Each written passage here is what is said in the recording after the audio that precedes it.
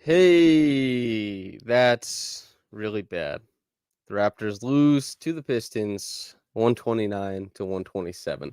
Since the Pistons coming into this game on a 28-game losing streak, tied for the worst in all of the NBA, the Raptors have the unique pleasure or unique, horrific, ability to claim that they have lost to one of the worst teams of all time. That's what it is, ladies and gentlemen. They lost to one of the worst teams in not only just this year, just in like the recent handful of years. Oh man, that game sucked, dude. And get this, the Raptors shot 50% from 3 in this game. 50% they shot and they lost against these Pistons. Now, do we want the caveats early? We can have some caveats. First one, obviously, they made a big trade earlier today. If you're interested in trade talk stuff or trade reaction stuff, there's a podcast for that. I did it with Isfandiar and Trey if you want to do that. But the outcome of the trade, all the stuff going forward, that's been talked about. But the caveat is obviously that Precious wasn't there. OG wasn't there. Malachi wasn't there. And in a game where the Raptors, their bench got shellacked, Thad Young gave you some interesting minutes. They still lost his minutes a bunch. Maybe you could have used a couple more guys on the bench. Turns out Jalen McDaniels' mad dash towards fantastic bench player play didn't have the staying power that we might have thought it did after the little run against the Celtics. I guess he's not that guy necessarily. Oh man. Defense is important. It's half the game. The Raptors seem to have very little care for it. The Pistons are not world beaters. Bogdanovich, it's not even like he has a crazy game from downtown. He goes 2 for 6, but he shoots 50%. Kevin Knox shoots 50% and gives you 17. Jalen Duren, over 50%. Cade, 45%. Asar, 2 of 4. Alec Burks, he gives you 4 of 6. James Wiseman is a plus in the plus minus for the first time in a long time. He's got 8, 3 blocks, 4 boards in 13 minutes in short order. The Raptors couldn't contest with okay guards. And in some sense, bad guards. They weren't able to hold it down defensively. They couldn't manage to guard bigs. Another game, Pirtle plays at least over 25 minutes in this one, but my God, 4 points. 4. And Scotty finishes with 22 on 20 shots, only 2 assists. He wasn't really affecting the game until the last 7 minutes or so. Pascal, I thought, was the Raptors' best player tonight. He had 35, 5 and 4, really efficient. Gary had 24. I mean, you're not getting that very often. He was 6 and 9 from downtown. Schroeder shot 60% from the field, 61. He had 30 points, 9 assists, 1 turnover. And the Raptors couldn't win that game. My God, man. Terrible. Horrible. What's this team doing? Is there it's no care in the world for defense at all? Why? And it's not even I can't even point to, the pet actions that the Pistons ran that should make the Raptors stress and freak out and play, bad defense. A lot of the stuff that they made shots on, besides the free throws towards the end, was just a pick and roll. The one that Cade hit the 3 on towards the end, Scotty and Pirtle just completely messed up the coverage. Scotty left him alone. They doubled the roller and left Cade wide open above the break. Wide open. And then, again, they blew the coverage. Then they had to bring the guy over from the next man over, and then they make a 3. And it's why can't you guys just stick on a pick and roll? I understand, in the Celtics game when they had their good stretch of defense, it's because they're switching. But if your team is not able to be connected enough to play together outside of just switching, because switching is the easiest thing to do. It's the easiest thing to do. And the Raptors can't even run baseline pick and roll coverage. Why? Why is that the case? And then like they put Dennis on Cade, and that was better than Scotty on Cade. But then they get a cross match, and then Cade gets to flatten out on Scotty, give him that little forearm shiver, hit the fader in the middle of the lane. And then we're doing free throws. We're in the free throw game. And the Pistons, they're a lot better at free throws than the Raptors are, even on a night where the Raptors shoot 82%. The Pistons shot 87.5%. They got a few more offensive rebounds than the Raptors, but the Raptors, for the most part, like, they shot better from the field. They shot better from three. They made a lot of free throws in this game. They had an okay amount of assists. Offensively, the Raptors figured it out for the most part after having a really tough start to the game, led by Pascal, who missed a couple shots late, obviously. The one layup and then also the one turnaround, I think, in the last 3 minutes. Hit the three late, but they just couldn't find offense early on when they were defending a little bit more, not very well. And then once the offense started clicking, they just couldn't get stops. It was as easy as just like the Pistons. You can see James Wiseman, this has kind of been something he does anywhere. He'll run up the floor. James Wiseman is very uncomfortable trying to find his spacing and his spots in the half court. He has a tough time playing off of guards. How does he guarantee that he gets touches and points? Beat other bigs up the floor or get like early steals or get offensive rebounds. How are you letting this guy beat you down when you know he's not going to hurt you in the half court, really? Right? How is this the case? How do you let this guy get his game off? You can't have that. My God, man. And like Jalen Duren coming in, outplaying Pirtle. How many centers are going to outplay this guy? How many do we need to see? Walker Kessler? Is that okay? Jalen Duren, who I like but is young, is that okay? Anybody? Neemias Queta? Who needs to come off the bench and beat Pirtle in a matchup that makes you say, like, Pirtle, what's going on, man? What's happening here? Is it like, was the context that important last year? Was Fred VanVleet the center whisperer? I like Fred's game. I don't think it was that big a deal. How has the context swung this far? Answer? It probably hasn't swung this far. Pirtle is playing well below where he should be. It's tough, man. It's so tough. We'll get the feckless drop. It's feckless, man. It's feckless basketball. Ryan L says the worst performance tonight is the viewer to like ratio. Hell yeah, hit that like button. It helps suggest it to other people, helps promote the work, and it's free for anybody who's listening. This game was so... It's just...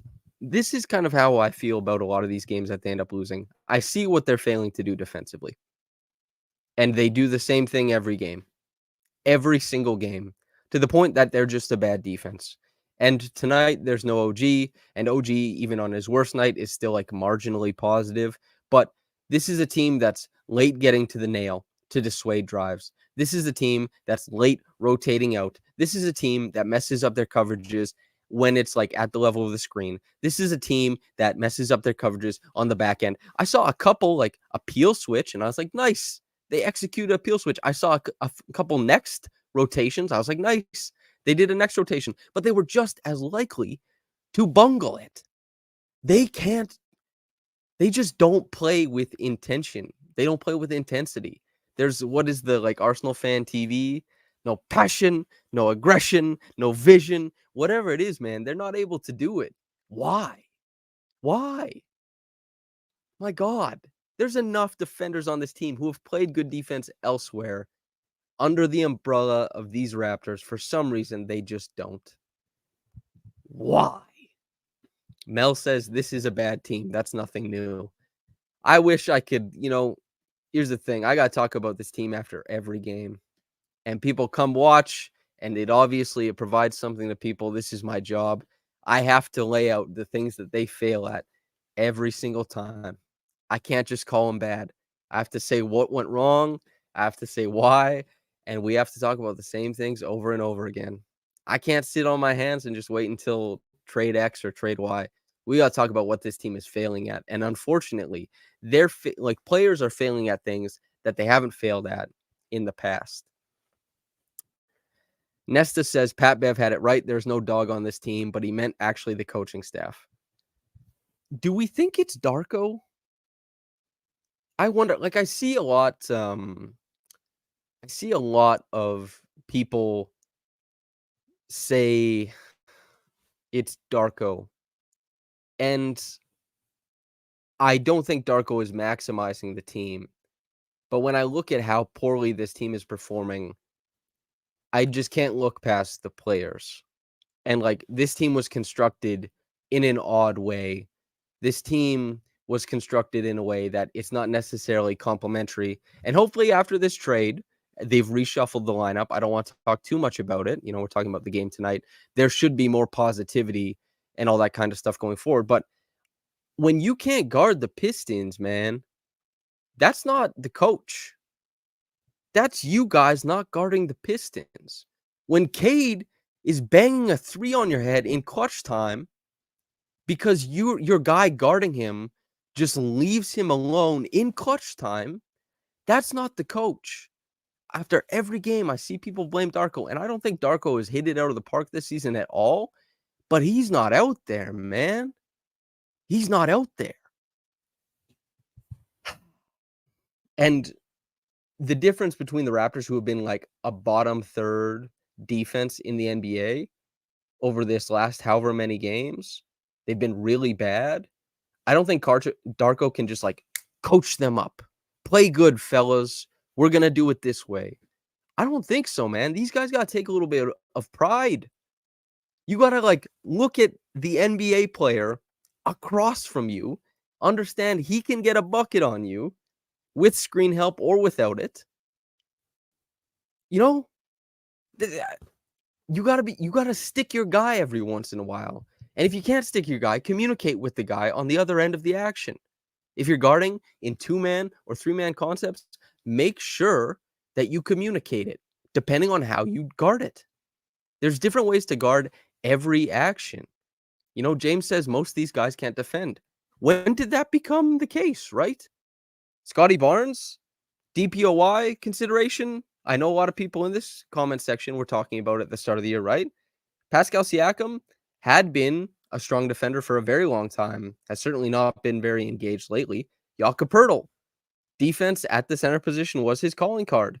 Dennis Schroeder, I had a lot of fans tell me that his point of attack defense was going to be a big deal this season.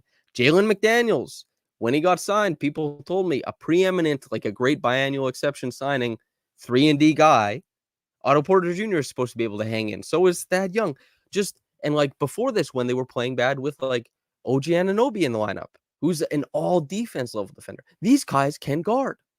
Why aren't they guarding? Why can't you stick your man?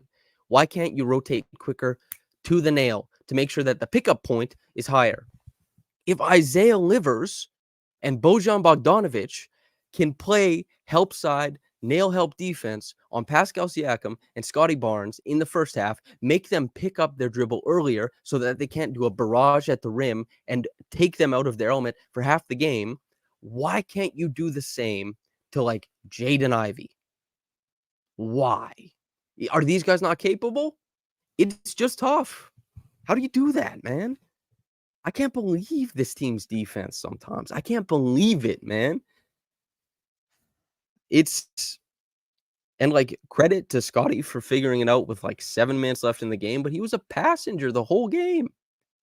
This game, I don't know if it matters more to the fans and the players, but how do you not look at this, this team, the Pistons, know that you were sitting on the precipice of history and that you'll be remembered as like you lost to one of the worst teams of all time. You can't frame it any other way. You just can't. And Devin Turner says, I don't think they watch film as a team. They do, man. I mean, sometimes when I'm like at the, courtside pregame, I can see guys go through their individual film, but these guys watch film as a team. These guys, they see each other like every day. Louis Atzman says, you're a really bad therapist. This is heartbreaking. I'm so sorry.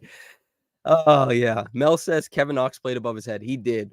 Man, that little jab series he pulled off on Pascal and then cashed that 3. He had some really nice drives. Yeah. Nesta says, but this franchise also beat the 72-10 Bulls, though. They did. And we were hearing about that win for like 20 years. The Pistons are going to remember these Raptors for years and years and years and be like, they lost to us.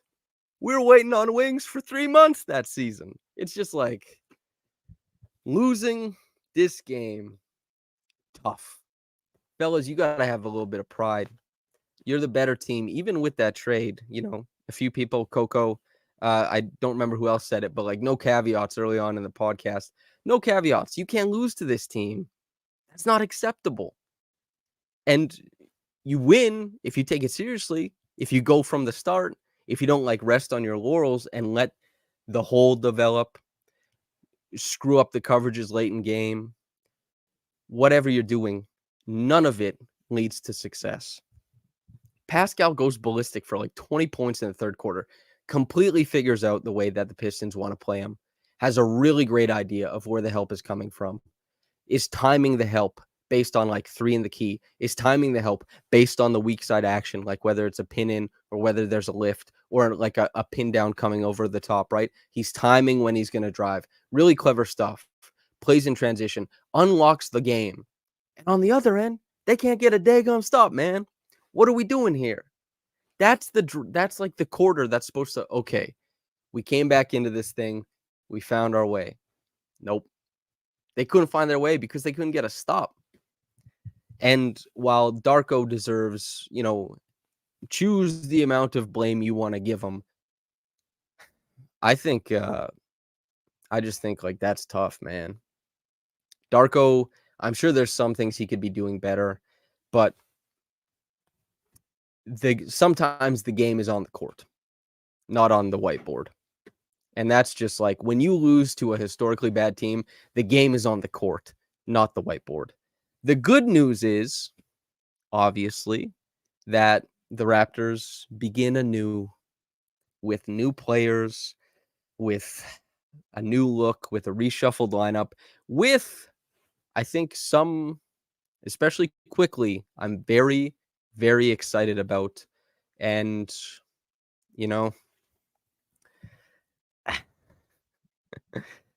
I'm excited to see Dennis on the bench leading guys who were really not able to create their own shots, their own looks tonight. I think that for a bench guard, Dennis will be able to provide, I think, a little more help to those guys defensively and offensively. I'm excited to see quickly pair along with Scotty, most importantly. And Pascal, I mean, over the last however many games, I think he's been really strong. Whatever happens with his future with the Raptors, I don't know. Devra Lawrence says, bro, why are you always towing the line? Call it like it is. Do you guys just want me to like curse and swear and call names? Is this podcast not like hypercritical? Are you listening to the words I'm saying? Just because I'm saying like say what they're doing wrong in basketball terms instead of saying like they're trash doesn't mean this isn't criticism. You guys are listening, right? Like this is all criticism, all of it. Just because Feckless doesn't hit as hard for you is like me saying these guys are trash. They're bums. They shouldn't get money. Whatever like shock jock radio stuff comes out. Is this not all criticism? I'm not towing a line, brother. Nobody's towing a line here.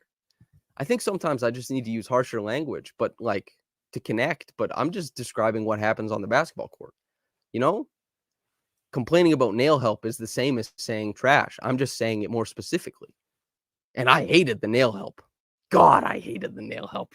They didn't got a lick of it, man. They can't help but the nail. They put Pirtle in these tough positions. He's not been good enough to get himself out of it. He hasn't been able to set the edge on these screens. He hasn't been like super, super dynamic at the bottom of the defense. These guys, they can't stick at the point of attack. Jewel says over under 20 games before we're starting IQ. This was the joke I made when I was on the Raptor show with Blake. I think like at maybe like 3 p.m. today. If they're not starting IQ, I'm sitting down in front of them every single game in the press room and asking why they aren't. If they start Dennis over Emmanuel quickly, what are we doing? What are we doing? They have to start Emmanuel quickly. You have to make a bet on the future at some point in time.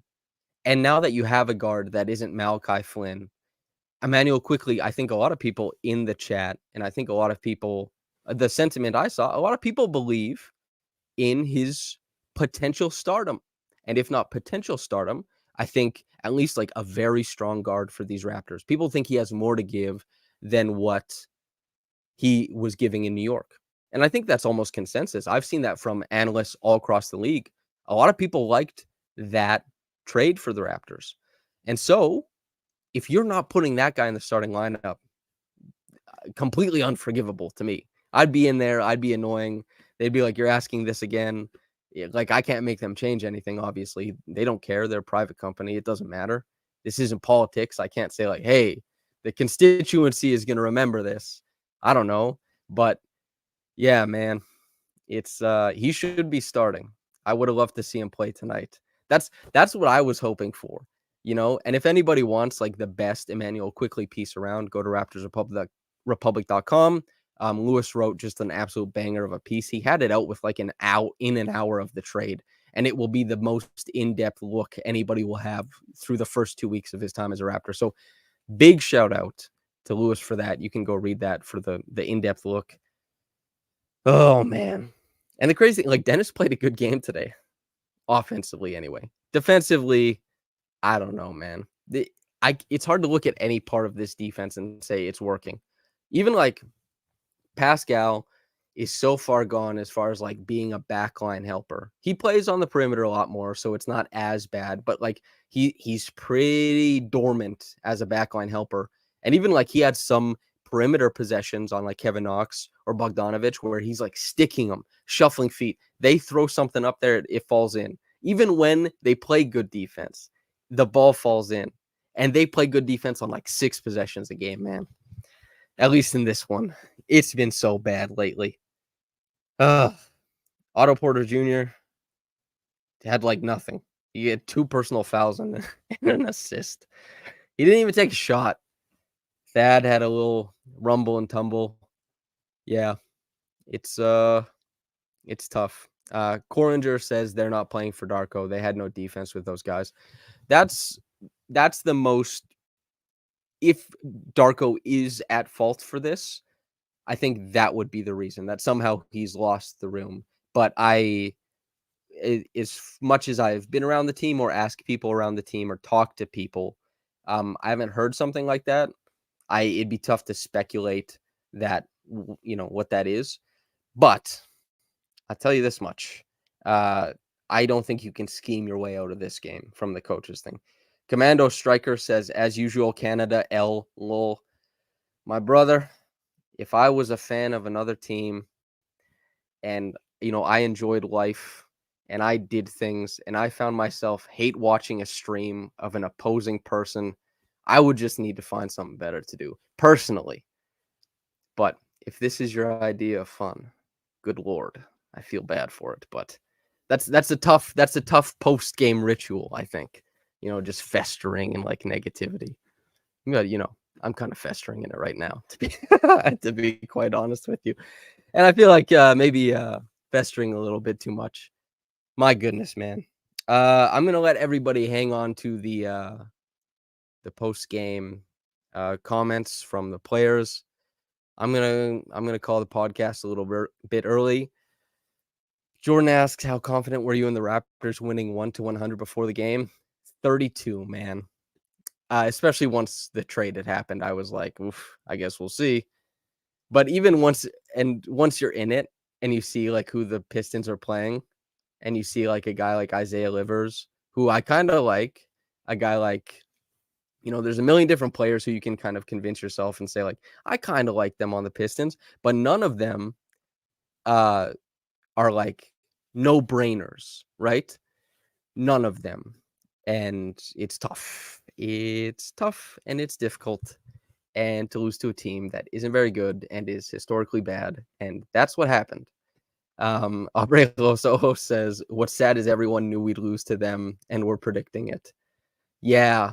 I don't know what like the betting line was. I don't know what the money was saying, But I saw because, like, the money is how people actually feel maybe, whereas, like, people are getting jokes off. You know, I had a tweet that this was gonna be the worst game of all time last night about this game, and, like, people are getting jokes off, so you don't know if that's real because maybe I'm just getting jokes off. But if the money says that, like, people actually expect the Pistons to beat the Raptors, then that does not speak well of the Raptors. Oh, my days. Uh More positive podcasts to come in the future. Let's say that. Yeah, that feels like a good place to leave it. There is Ollie Des says, my son texted me when the fourth started, quote, I knew it would be us, end quote. That's the thing, man. I don't know what percentage of NBA franchises have like that, like the doomerism thing going on, like the Raptors definitely do. There's like Lakers exceptionalism that people talk about, and like it's like a off branch of American exceptionalism. Just imagine it the exact same way, just encased in the NBA. And yeah, I don't know how many teams are like making jokes uh, about like being the team that they lose. I don't know what that was, but it ended up being the Raptors. Yeah. Aubrey Losoho says, so much Canadian happiness dependent on poor IQ being good. LOL. I have a friend, um, he was making this joke about how he said Masai signed Dennis Schroeder so that everyone's expectations would be lowered for point guard play so that we would over celebrate getting Emmanuel quickly as like a godsend. And I don't look at it that way. But that's a really funny, like, turn of phrase to be funny about it, because he had always been very critical of Dennis so far this year, and I thought that was a really funny way to frame this situation. Even though I disagree, that's just a bit of funniness.